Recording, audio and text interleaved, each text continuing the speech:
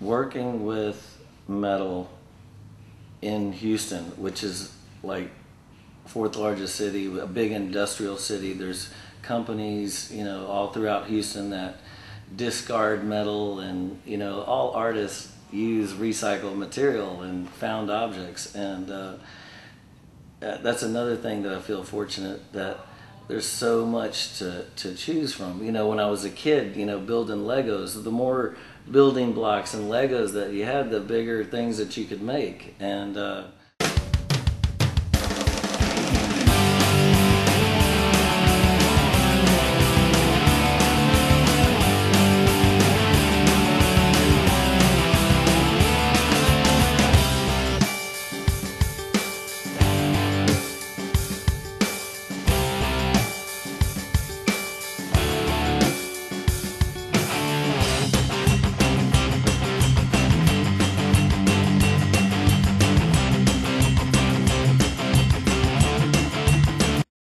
Hi, I'm Mark Bradford.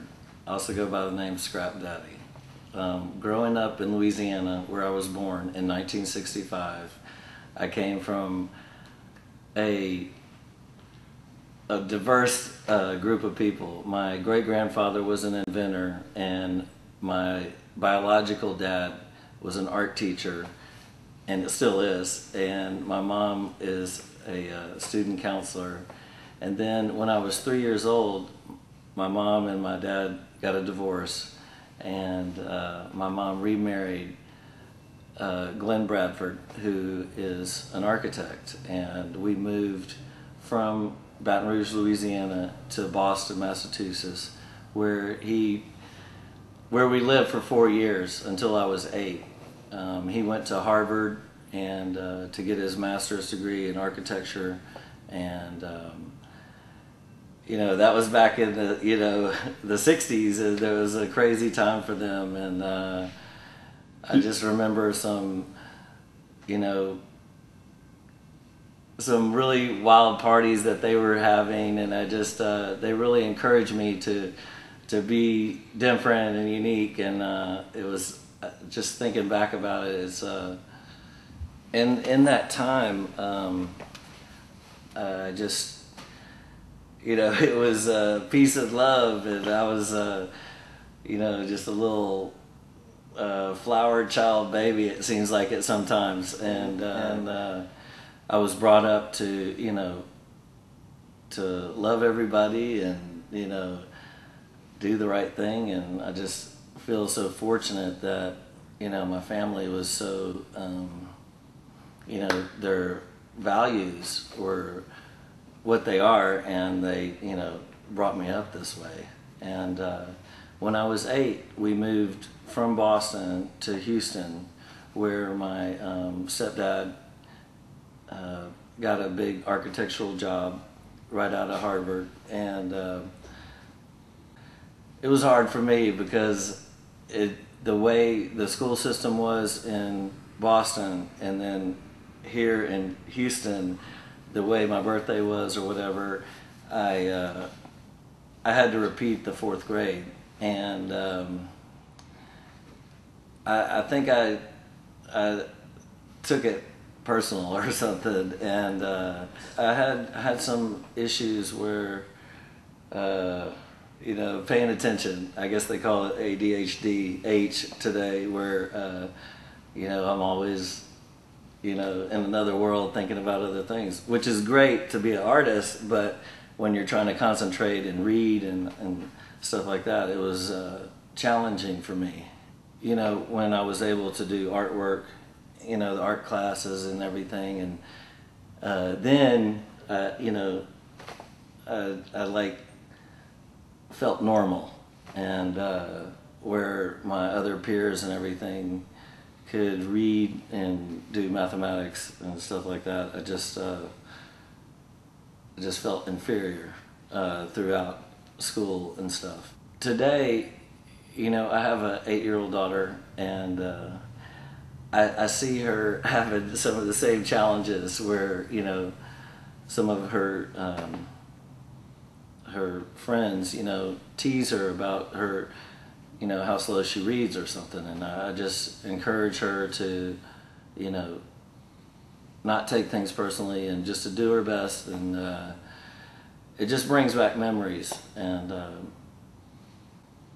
you know, I just knew that when I was building things and using my hands, it made me happy. And I couldn't comprehend how, you know, I knew that I wanted to, you know, be like my great-grandfather and not, I just didn't see how mathematics and reading was important. And, you know, I wish I would have,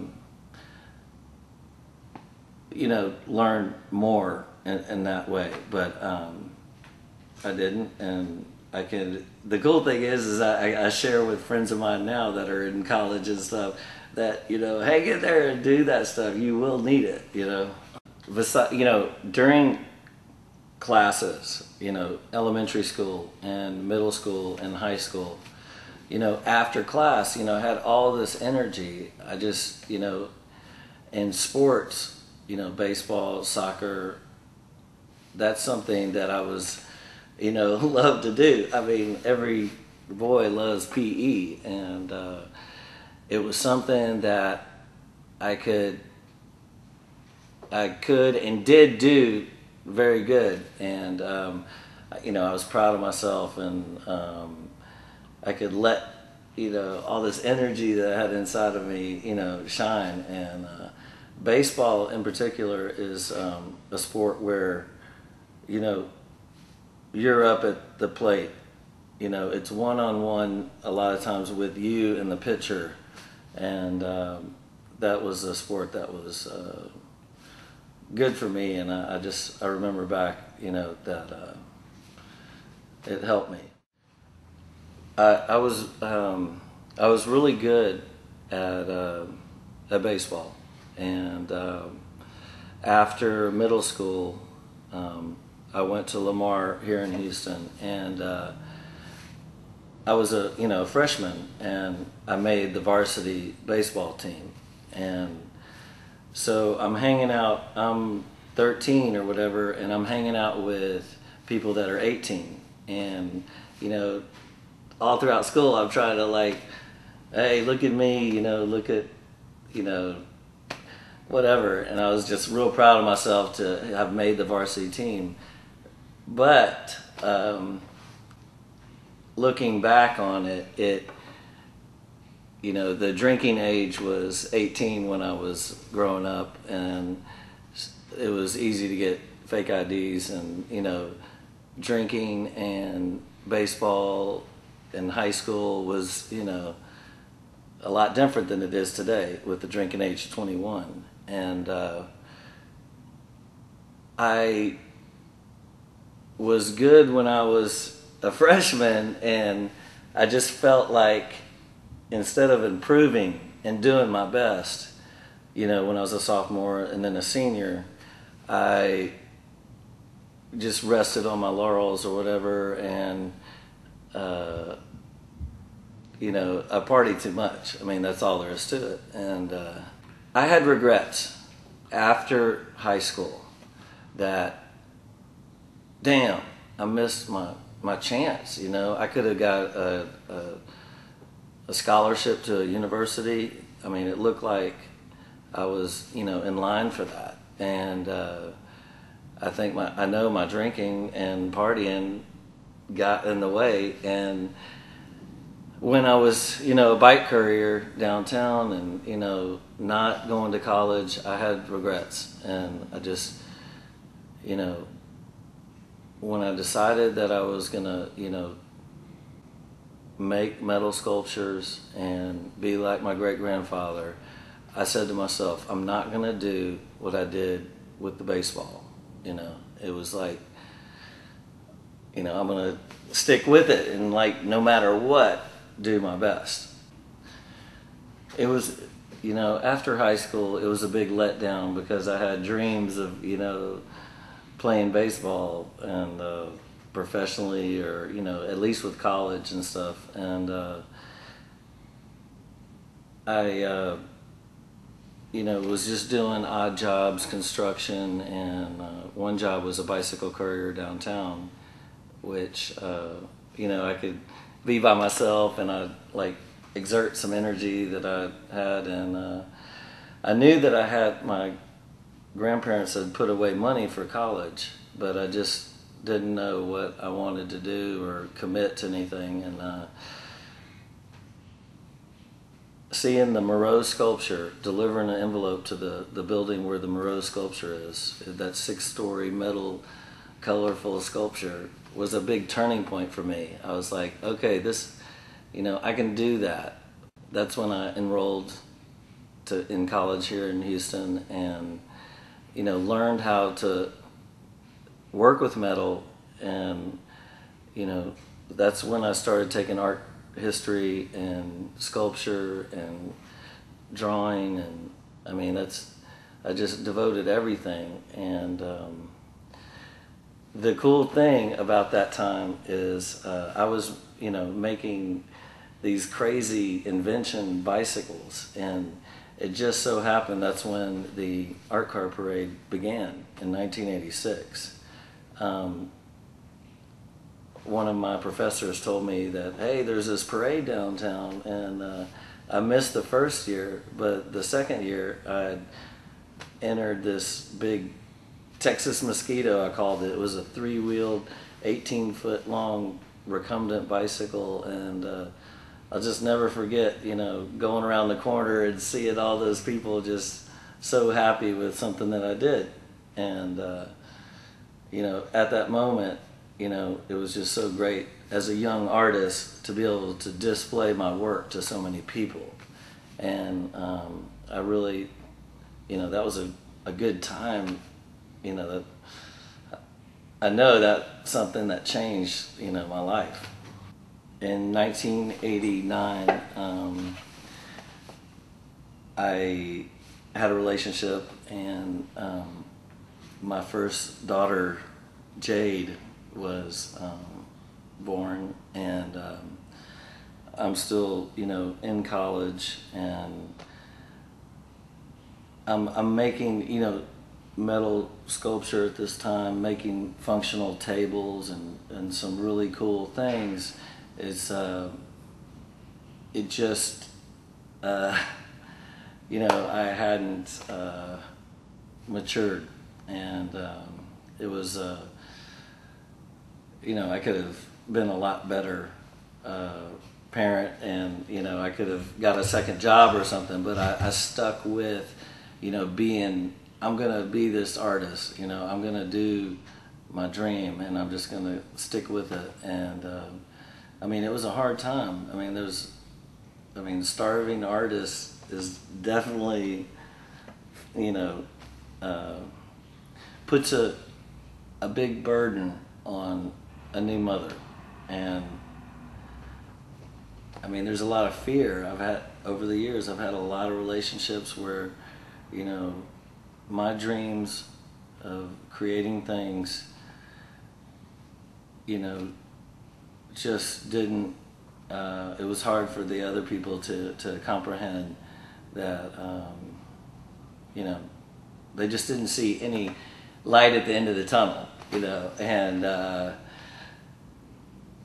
it was just so good, to work with metal, doing odd jobs throughout the year, and then once a year doing, the art car parade. And it was, I always had that time where, it was a set date, and I could make a creation and display it at that time.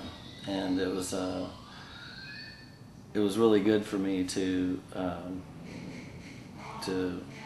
have that.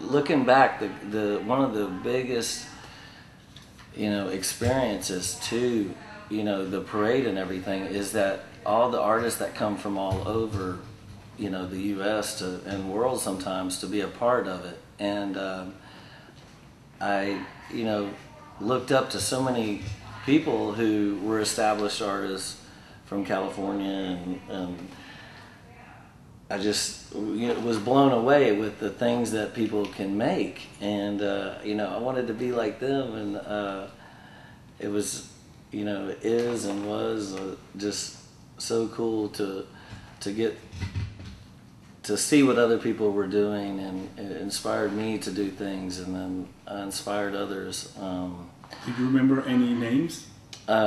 Yeah, Larry Fuente and David Best.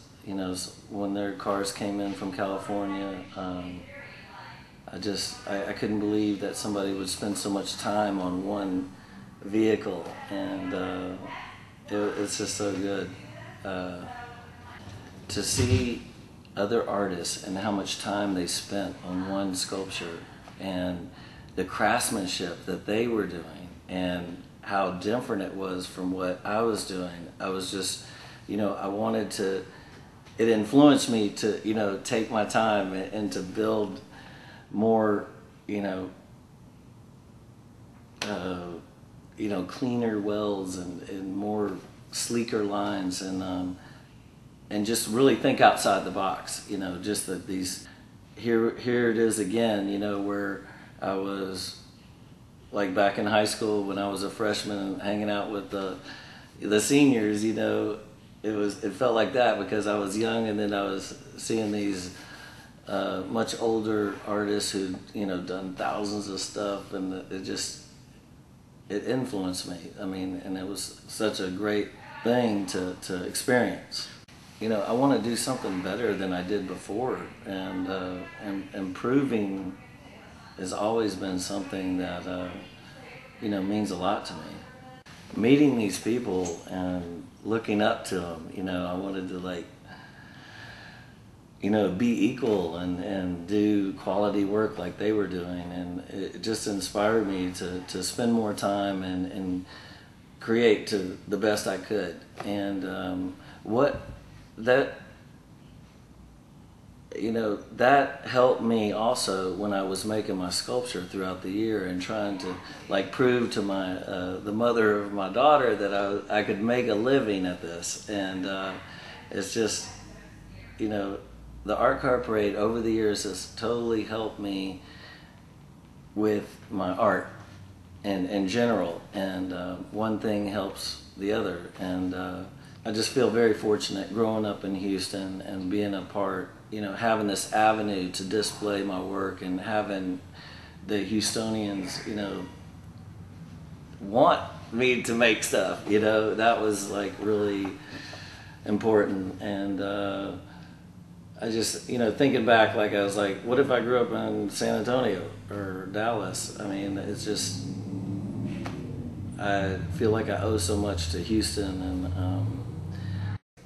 when I was a kid building little things like that, now I'm working with all these different car parts and metal parts, and it's fun. It's fun to first I draw things out, and then I fantasize about how they're going to look, and then I fantasize about actually driving them, and but then comes the hard part, making your vision come alive. And then I like to put the pieces together, and then some of the best times is when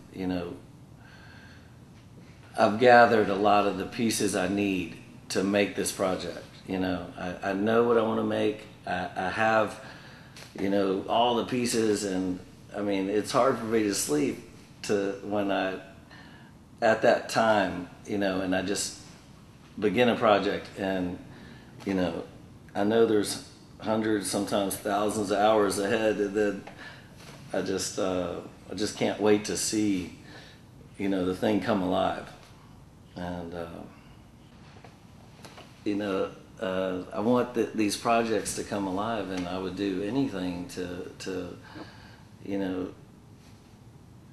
make it happen. And to where there's a lot of scrap yards and companies that will, when I tell them, hey, I'm going to build this crazy 3-story hydraulic flamethrower machine, and I'll bring a little model into their office, and they know that it's something's going to happen, and it's really cool to have the relationships and that people who can give me a hand and give me advice on how to make a hydraulic motor power this, and just over the years there's been a lot of different projects that have come about, different experiences. In 1997, I was watching the X Games on TV, and I saw this really cool race that people went down a ski slope, and they were like in these handmade welded dragsters, and I ended up building this. It's a sled, and it's metal. It's like a metal dragster on skis, and I'll never forget building this thing in a week, and thinking about that I was going to be on top of this hill, and then a week later actually looking down, strapped into this machine that I made, and just like, oh my God, it was so crazy. I mean, I had already spent all that time building it and drove it 1,200 miles, and then I'm like, there was no turning back. And I mean, there was so much adrenaline, and then it seemed that was like the beginning of these weird competitions or whatever, that I could use my skills and make cool things. And so it wasn't just the art car parade. Then it was in the winter, this sled race, and then in 1990, in 2000, there was this TV show, Junkyard Wars, that I heard about, and I used my pictures of my art cars and my sleds, to send to California to get the, it was like my resume. I didn't ever get a degree in engineering and everything. I mean, I just had to use what I had, and next thing I know, me and some other art car artists are in London doing this show, and we built a dragster out of a lawnmower and a motorcycle, and then we built a hovercraft, and after that, this other Guinness Primetime Live approached me about building a big trebuchet. But before this, the Art Car Museum was built, and that was a real important time, because that's when me and David Bess, became friends. I'd always looked up to him for years, but he was there for 3 weeks building the Art Car Museum, or 6 weeks or whatever, but I witnessed how he interacted with crews. Like he had 10 people helping him, and one of the other main things is he used a crane to lift the dome on the Art Car Museum. And I'll never, all my life I dreamed about being like my great grandfather and working with giant things, and to see him build art like that, and to talk to him and become friends with him, it was, looking back, I just don't feel like when I built that trebuchet thing, that it would have been 6 stories tall. And I'm just so, grateful for that experience, to just happen to be, it's all about being in the right place at the right time. And I was like right across the street from, where he was doing that. And over the last, 10 years, I've been building my vehicles for the Art Car Parade. And over that time, the Art Car Museum has had shows where they invited other artists to to display their work, and it always gave me an incentive to make something. And I've, did some performances, and I would make these, one sculpture for the show, over the years. And I feel so grateful and fortunate that at this time, I have the body of work, and the opportunity to share everything, in the Art Car Museum.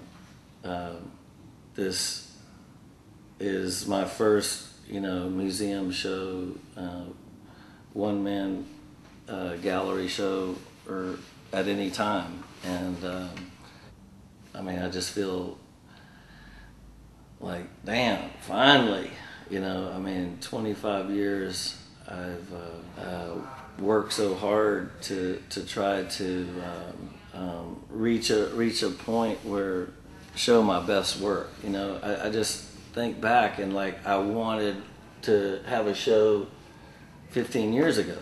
Now I know that I wasn't ready, and it's just recently my craftsmanship and just everything that I've experienced and learned, my visions, I can make my visions really come to life.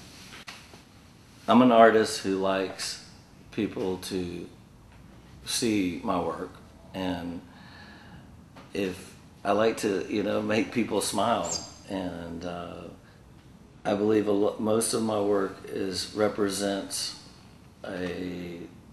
it's figurative, or represents something that's alive. And it's like I use recycled metal, discarded things, and then I'm bringing them back to life. I'm the father of these little creatures, and I want to provide for my family, and I want to build these things, and there's just so many different, I don't know what to make sometimes. There's like so many different ways you can go. There's, for instance, the can opener. There's 100 different patents on a can opener. They all open a can. Do you build it this way, or do you build it that way? And I just, you just have to pick one way and make something. And it's just fun, but then sometimes it can haunt you, and I've always dreamed of, I didn't dream to go display my artwork in a fair. It wasn't like, oh, I got this dream, I'm gonna go travel the US and be in an art fair.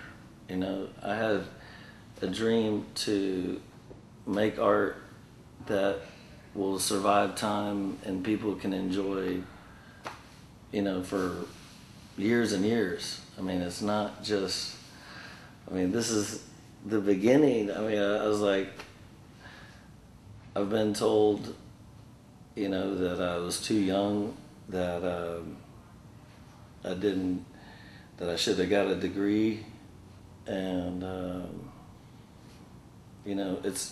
there's been a lot of frustrating moments when,